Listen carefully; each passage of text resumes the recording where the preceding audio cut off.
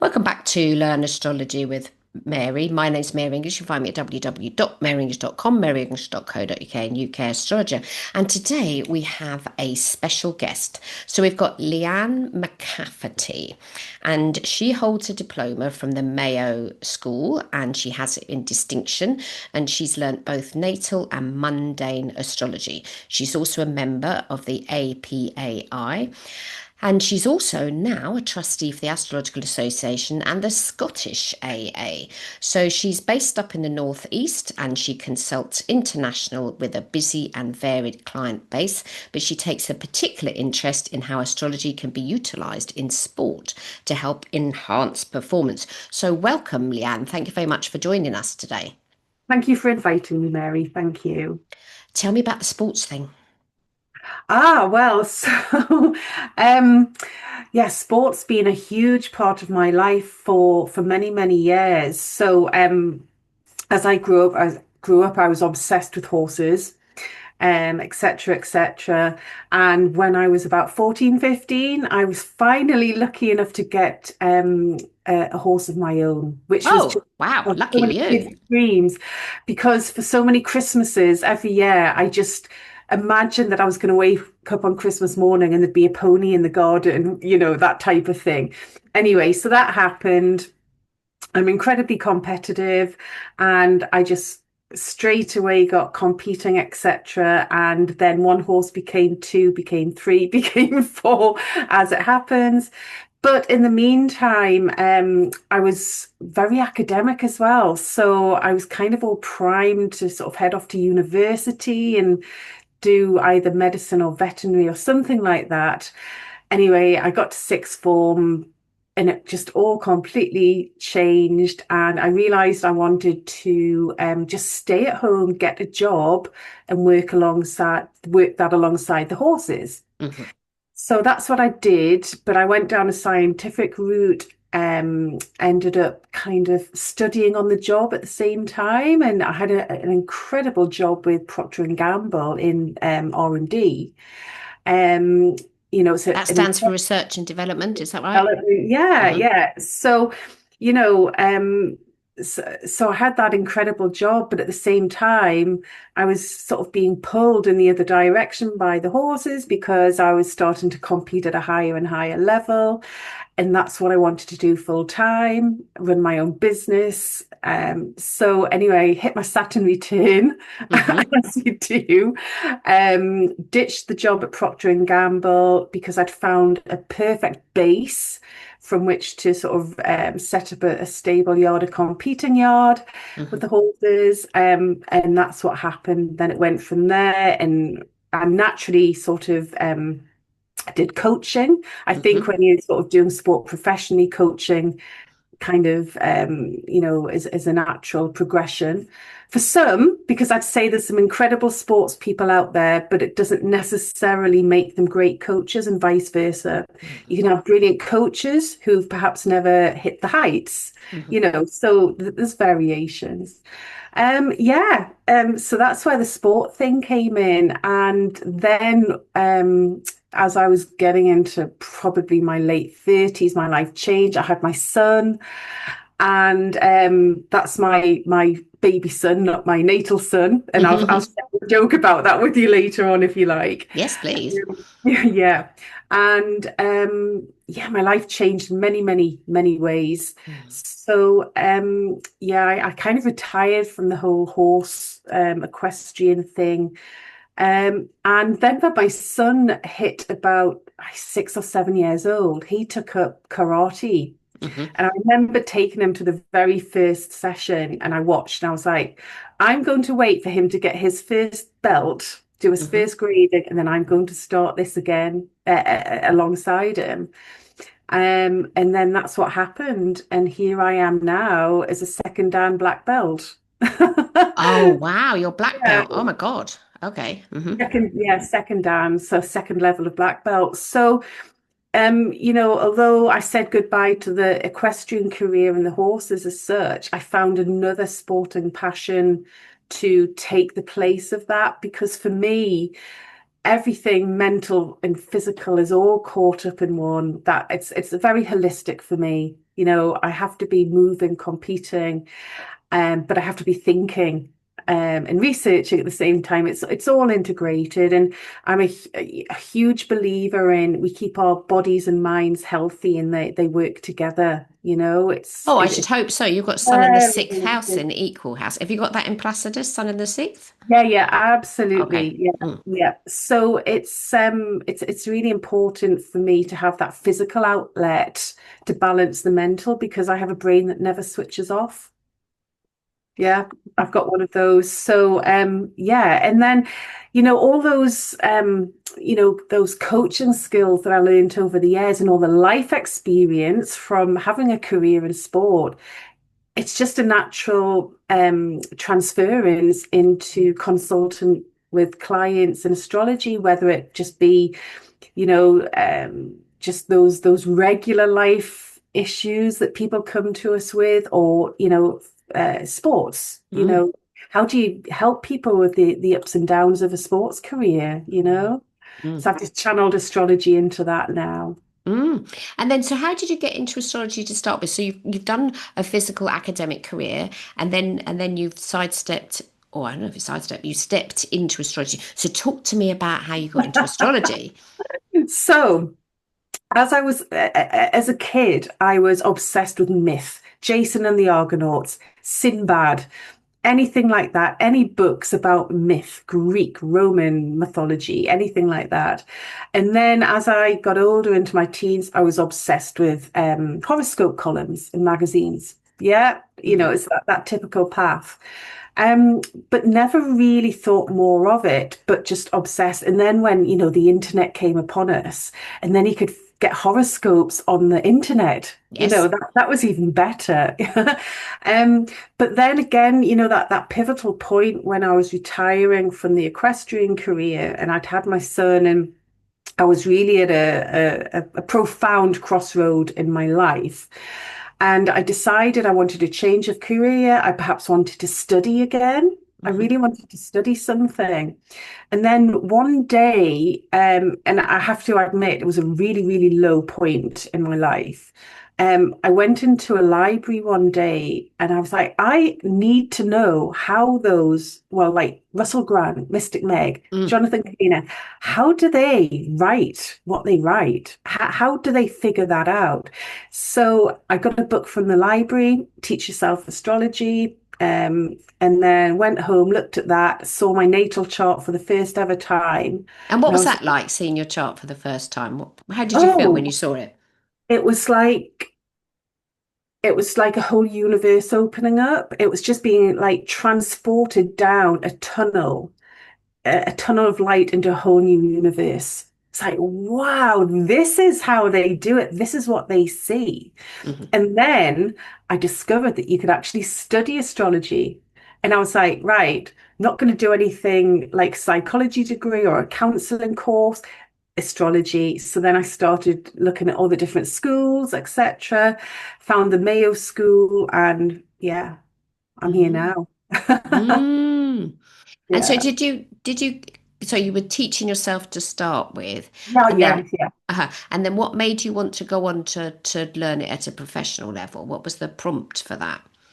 So at that time of my life, I was looking for I wanted to go back and study, whether that was Right. Open University or something like that. But I really had no idea at that point that you could formally study astrology. Then, of course, I found that and I was like, there's another piece in the jigsaw. Yeah. And that's what happened. And I'm very Capricorn, so I do like qualifications and to formalize things. But I Mhm. just knew that that was what I was going to do for the rest of my life. Wow. Just knew. Okay. Yeah, yeah. Yeah, because you've Yeah. got Capricorn ascendant, you've got Moon pretty, it's only 8 degrees away from the ascendant. You've got Rising, Moon yeah. in Capricorn as well, and then the Sun in Cancer in the sixth. But you've got Mars and Mercury conjunct in Yeah, Cancer. So that's going yeah, to really energize your Mercury, isn't it? So the physical side of things probably helps because yeah, otherwise your yeah. little Mercury's going to get a little bit out of its basket if it's just not doing something physical. Bit of the old Yeah, Mars going on there.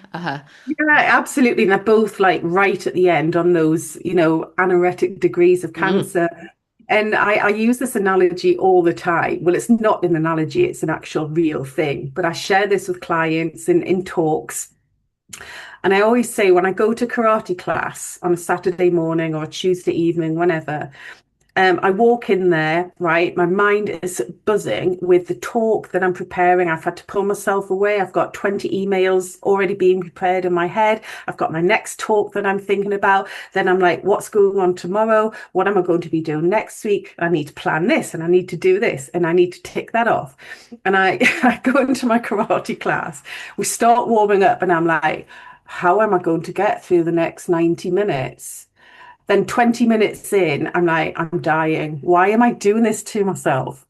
Then by the end of the class, we walk out and I'm just like, I feel amazing. And mm, it's like this reset button because halfway through the class, everything's gone from your mm. head. Yes. Everything's cleared out because you're so busy focusing Mm, on the demands of mm, the training, the demands of the class, if you like. mm, And it's a complete reset. And of course, if you want to look at it biologically, while you're exercising, you're pumping so much blood around your body, you're filling your brain with dopamine and all of those feel-good chemicals that just clear your mind and reset you.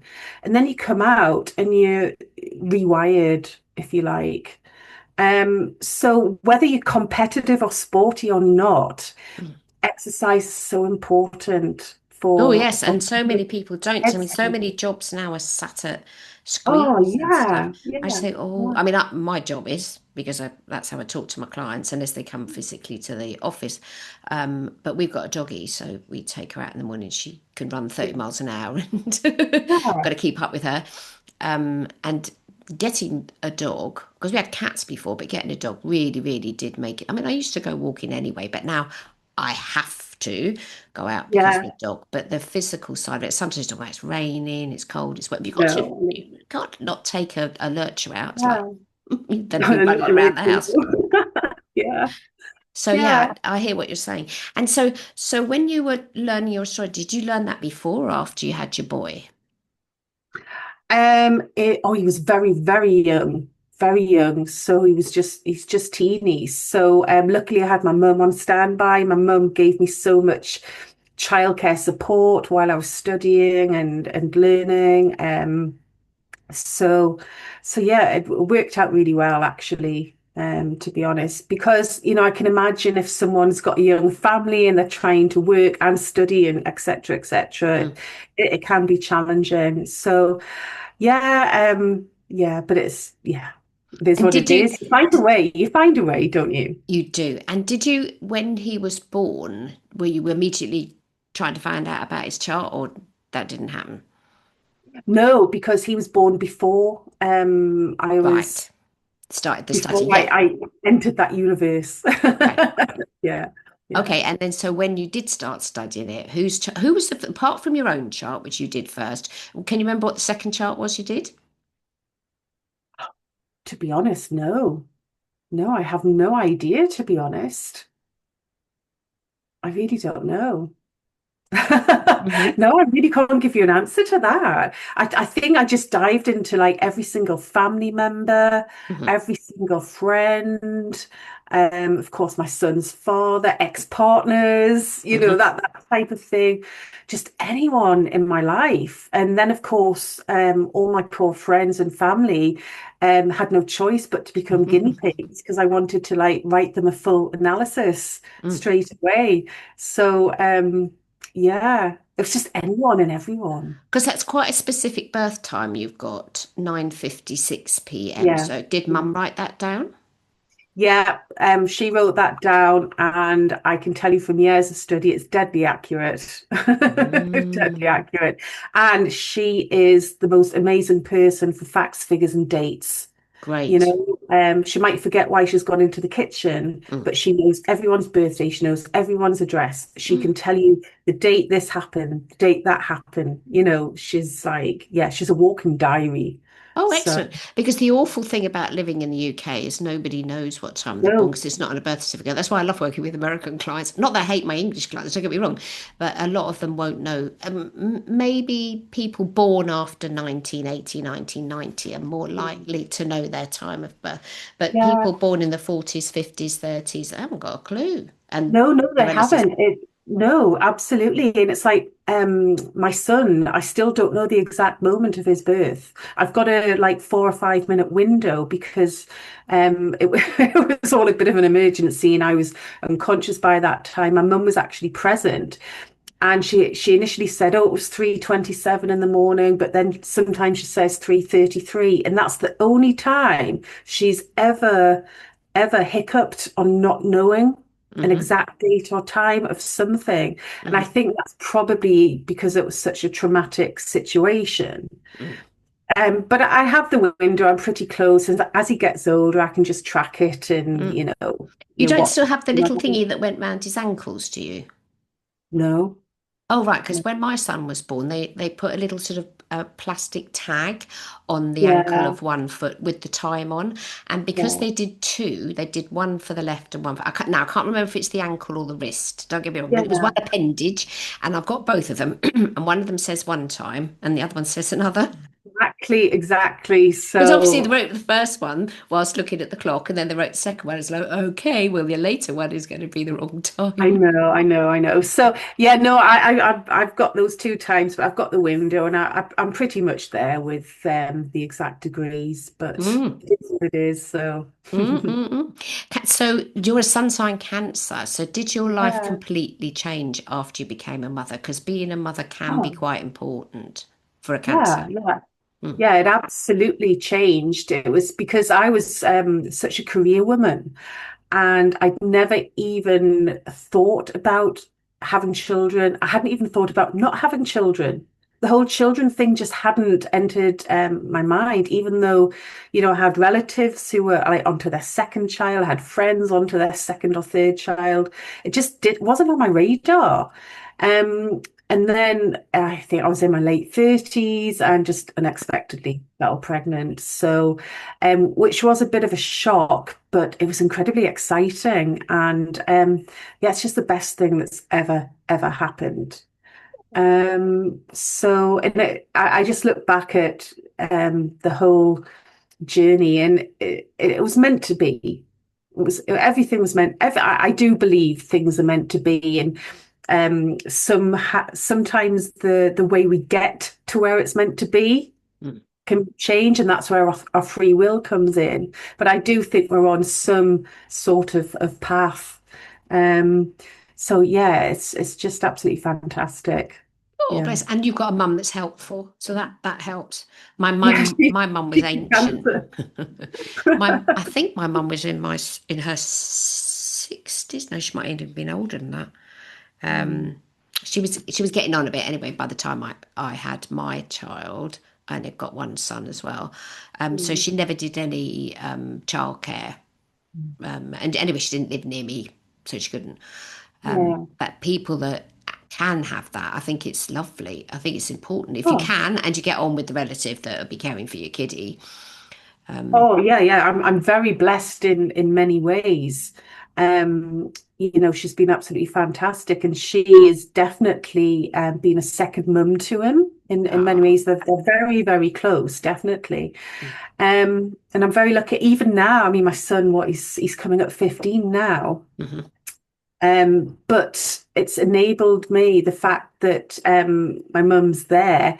I can travel. I can go away to conferences. mm, I've been traveling a lot this year, and I know he's back at home with my mum, and they're having a great time while I'm away. It's like where mhm. the cat's away type thing. So yeah, it's worked, and it's perhaps not the most conventional arrangement Oh, compared excuse me, to Sun Square many Uranus. other. Do you want to do conventional? Well, look at the moon square Uranus as well. Oh, I that as don't well, do yes. No, conventional. no, no, no. No, but it's worked really well. So, and he's used to me traveling away and doing my thing, and he's really cool with it. So, Mm. yeah. And so you're so you're a professional astrologer now. You're a trustee for the Astrological Association and also the Scottish Astrological Association. So where would you like to go with your astrology? What sort of direction would you be heading with it? What sort of, because you're a cardinal sign, and cardinal signs plan ahead. Mutable, which I am, we live in the past, and then the fixed signs live in the present.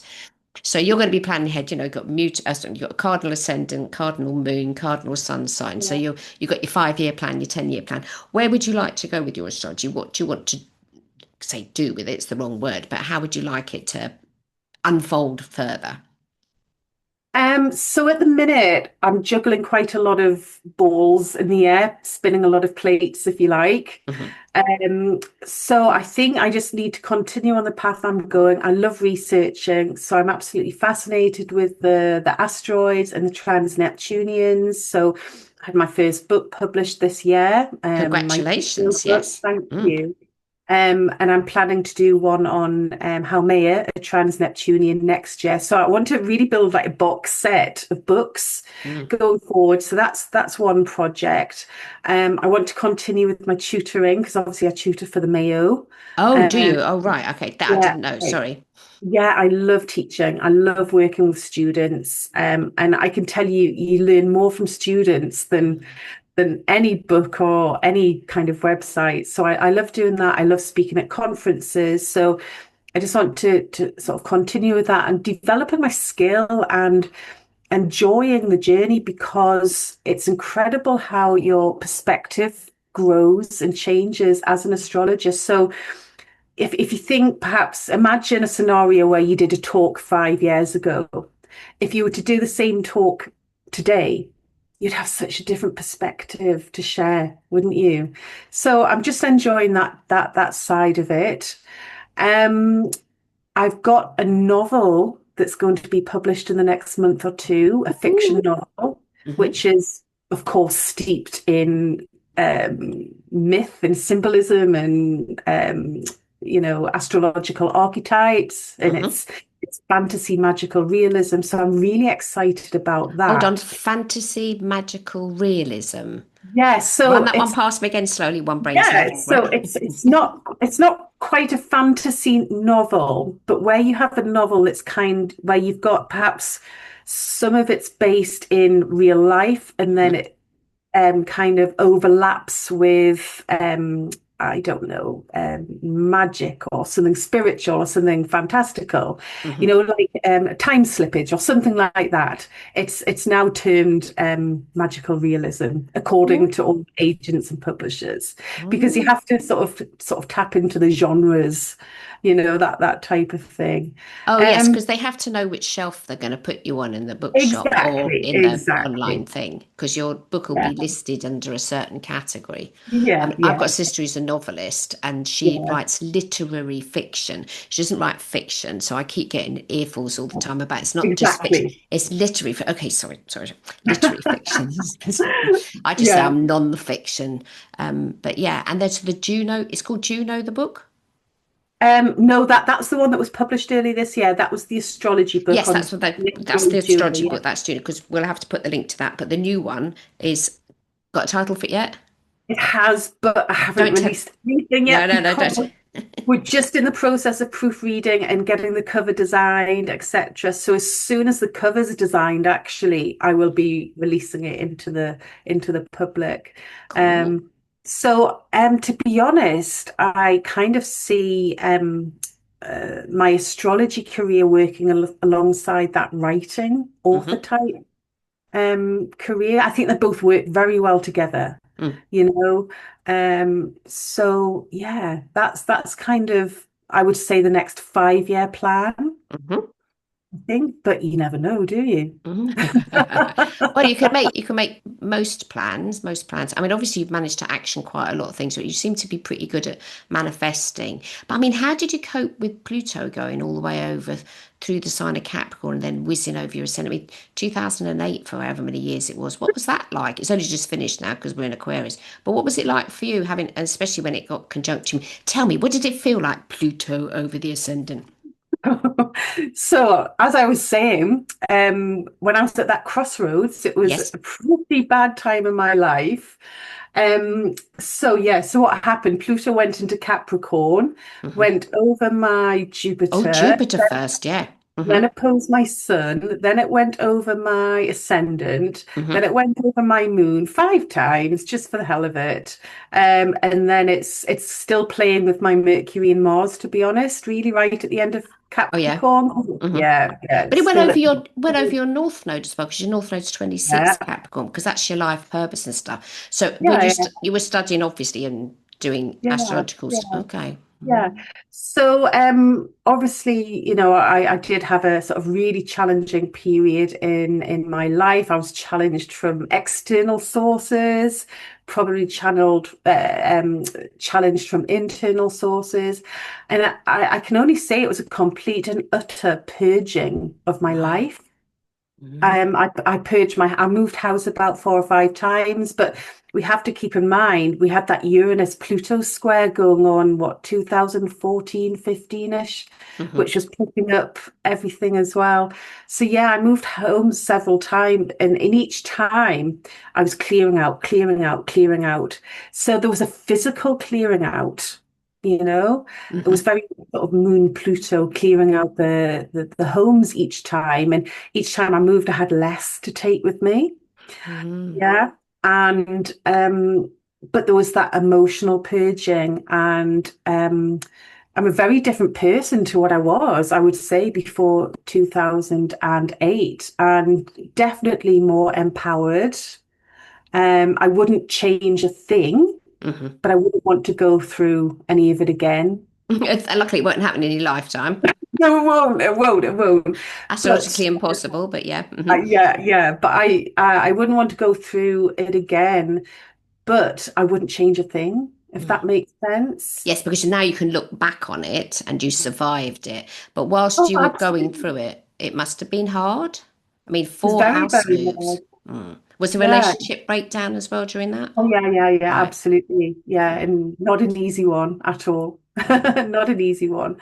Um, so yeah, but I wouldn't, like I say, I wouldn't swap anything. And I think the gift that astrology's given is that I understand why all of that happened, why it all unfolded. Mm. And it was to sort of get me to a completely different place where I am now, and to feel a lot more free than I Mhm. used to do.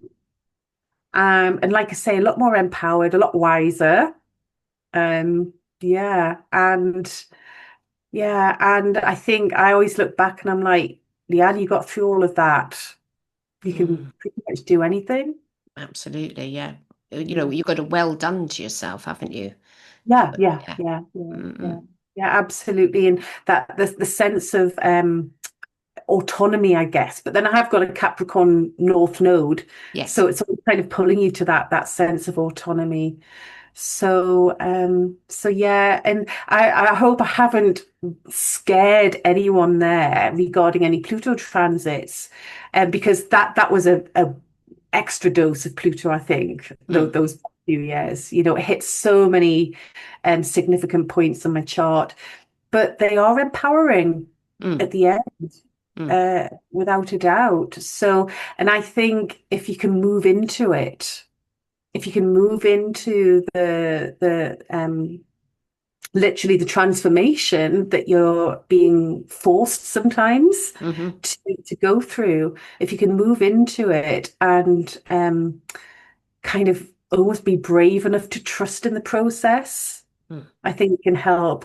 I say that it's not always that easy, though. I don't Mm. want to make light of anyone who's going through anything sort of really challenging, but it is a process, and there is that side that you always come out to, Mm. you know. You'd always do emerge, into the light. Mm. You've And been did it help knowing that it would eventually finish? Did that help at all? I mean, if you hadn't understood astrology, you wouldn't have known that. I don't know. I think understanding astrology certainly helped. Mm. Don't get me wrong, there were still times where I was in the depths of despair, but I always knew that it was that process and that, the energy was going to change Mm. and that, yes, I was going to come out of it on the other side at some point. Um, if I hadn't have known any astrology, I think it probably would have been more difficult Mm. because I would have just been thinking my life was just a complete disaster coming to an end. Why is this happening to me? This is, yeah, I think it would have been a lot more difficult. Yeah, for Mm. sure. And Mm. so all the myths and things that you liked when you were little, did that come into play? I mean, because Pluto's deep change transformation, sort of governs things like Hades and la la la. Did Yeah, that yeah. help? It did absolutely because I had so many power struggles Oh. um, within family, within relationships, with authority. Hmm. There was all of that, and I had no choice but to face it Mm. and deal with it and keep fighting and not giving up. Mm. And it really, at times, I did feel like I was down in the underworld. Mm. Yeah, I really did, and I felt trapped, and at times didn't know where to go. Um, but just had to keep going and know that, um, yeah, I'd get there eventually. Yeah. It's really quite profound. But yeah, it was like being in the underworld at times. Yeah. Mm. And you've got your natal Jupiter in Capricorn, which I have as well, except mine's 0 degrees Capricorn. Yeah. It's not, Jupiter's not happy in Capricorn. But I've got my Saturn in Capricorn, so it is happy there. Your Saturn's in Gemini, but Yeah.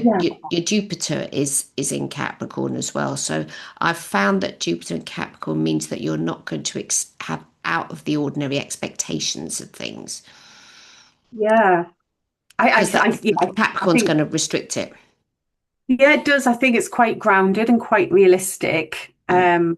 For example, but mine's in the 12th house. Mm. And what I found is I always have this, no matter how bad things get, I always have this deep sense that it's going to work out somehow. Hmm.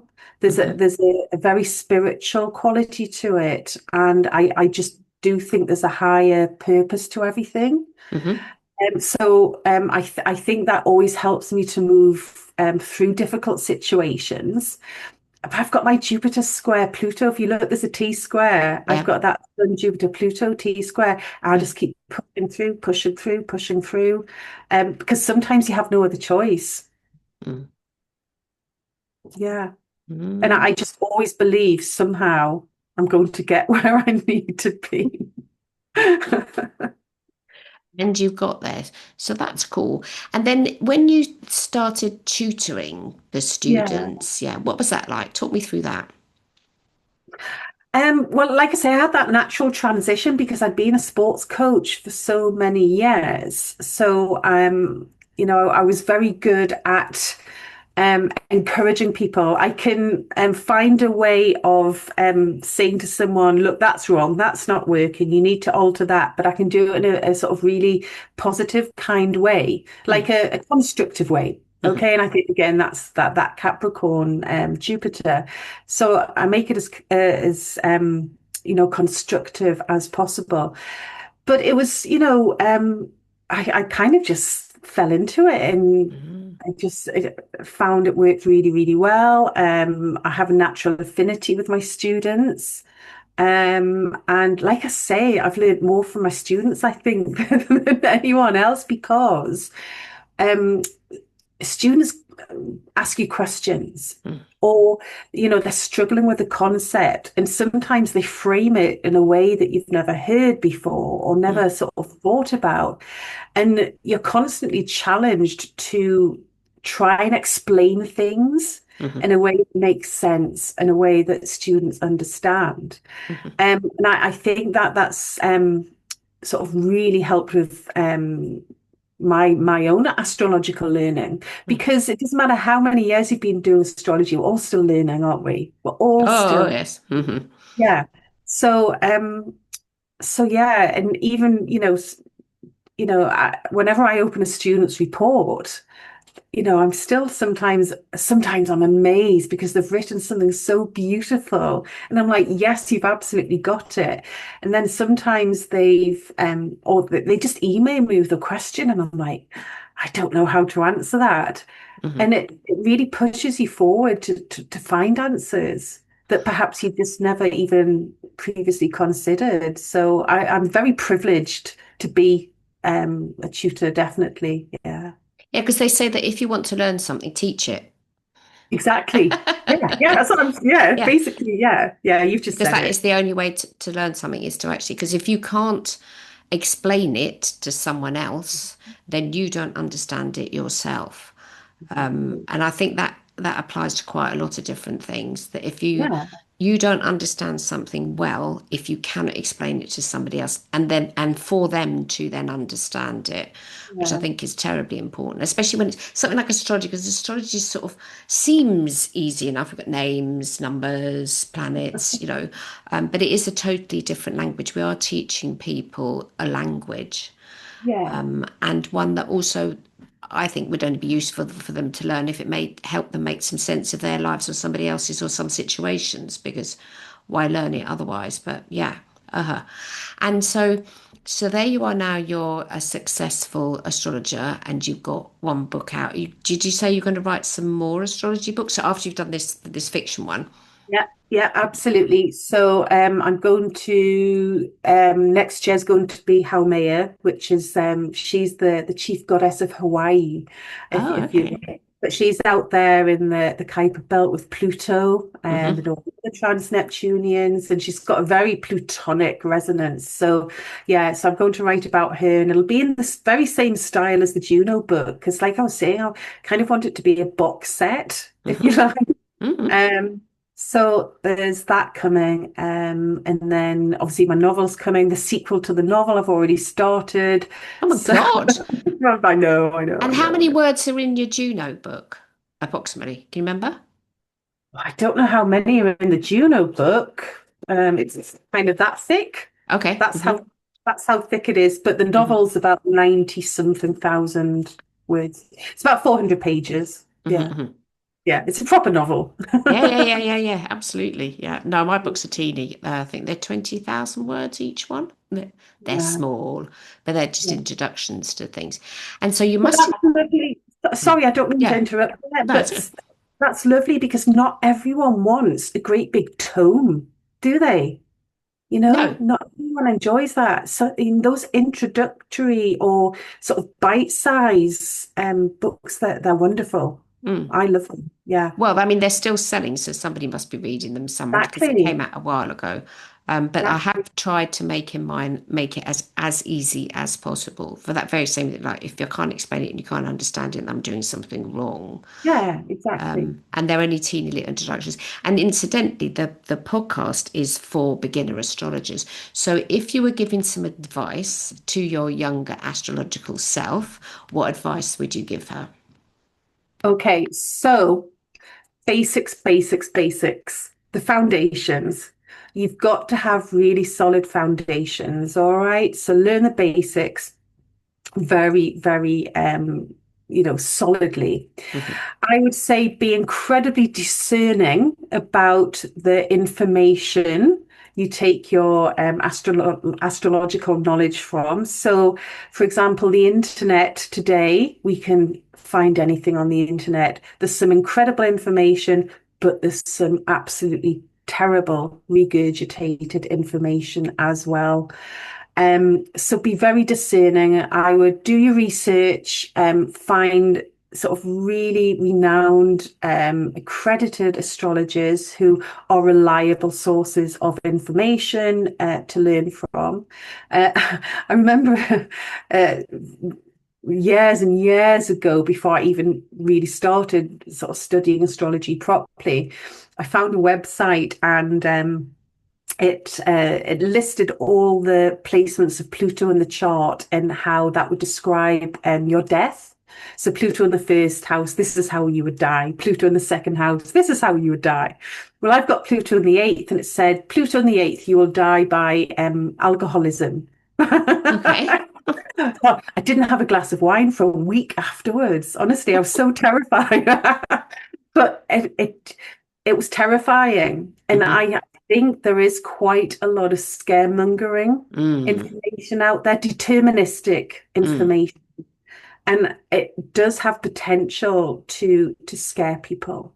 You mm, know, I remember years ago someone coming to me and saying, I've been looking at my forecast, and in 10 years, Pluto's going to do something to my son, and I'm convinced my father's going to be murdered. And I was, yeah, and it was a young person mm, who's mhm, obviously been on the internet, and I was like, A, why are you worrying about 10 years' time? Why mhm, why look at your forecast for 10 years' time? Okay. A, Sun Pluto contacts can mean many, many things. mm, The least likely is that your father's going to be murdered. And the other thing is, everyone born on the same day as you, if that would mean all of their fathers are going to be mm, murdered. mm, So I think, yeah, we have to be very careful because astrology is a double-edged sword. There's so much wisdom to be shared and it can be so beneficial. But when taken in the wrong context, mm. those examples I've given just, yeah. So reputable resources, get your basics. What other advice would you give somebody starting out? Um, if you want to get a certification, I would certainly recommend it. There's some really, really fabulous schools. Obviously, I came through the Mayo, but there's many, many others.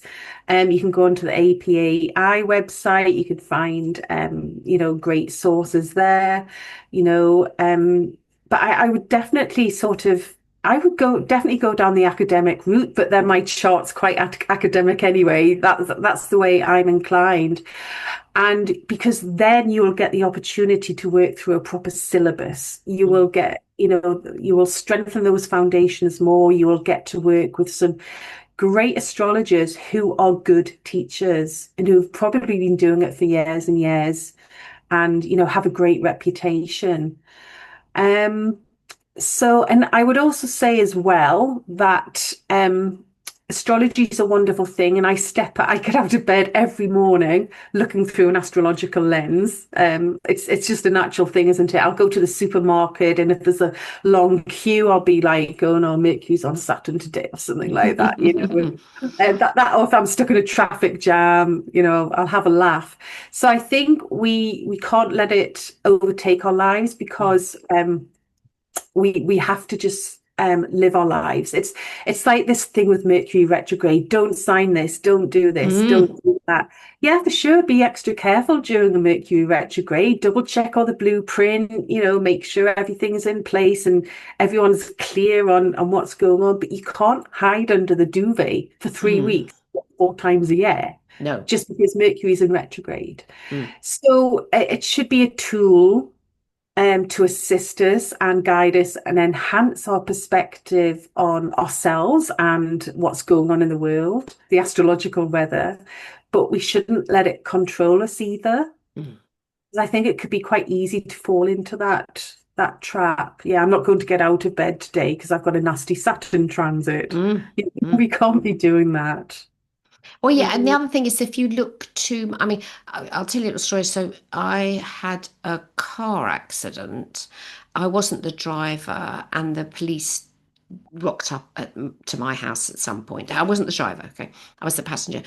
And the police came and they said, "Oh, what do you do for a living?" I thought, "Oh, I don't know what it's like." Well, I said, "Actually, I'm an astrologer." They went, "Well, didn't you check today's reading?" I said, "Well, no, actually, I didn't because I don't do it every day. I mean, I do it every day, but I don't do it every second of every day of Yeah, every yeah, day." yeah, yeah.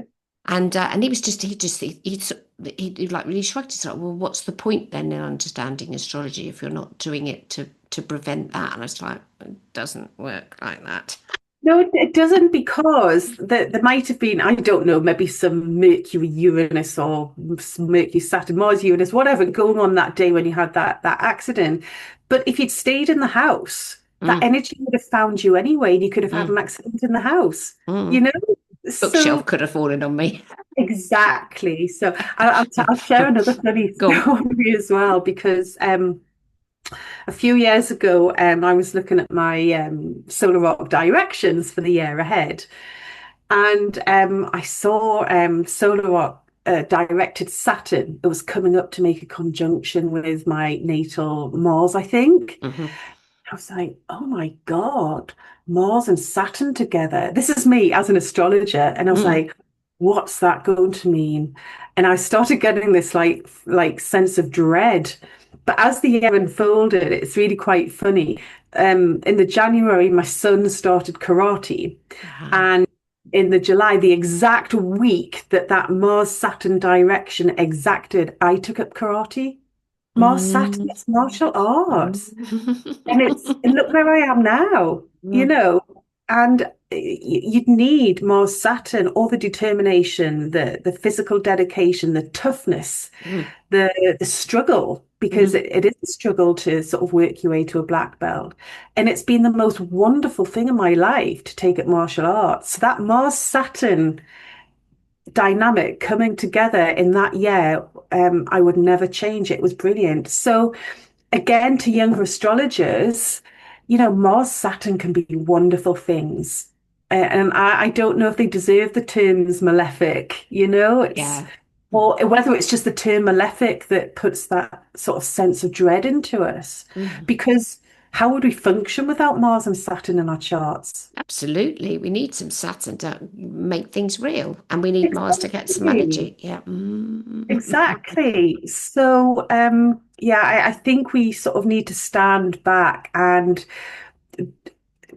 don't just naturally believe everything you read as black and white. Sit and think about it, Mm. you know, look at, make observations, follow up what goes on in the news, relate it to transits and what's going on, and see how it actually manifests in real life. Mm. Um, so yeah.